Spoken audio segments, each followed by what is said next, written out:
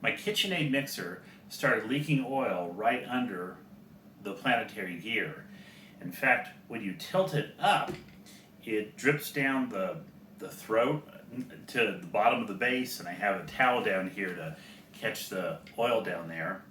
Turns out this is a food grade grease or oil, and I saw a lot of YouTube videos where people disassemble the machine and repack it with new grease.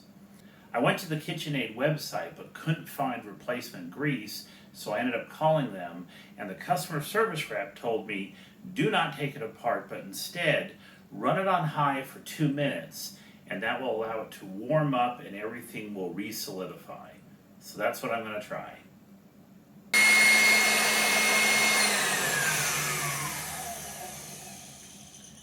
It's been 2 minutes. I don't feel much heat, but this is just a cover and maybe the heat doesn't transmit through much.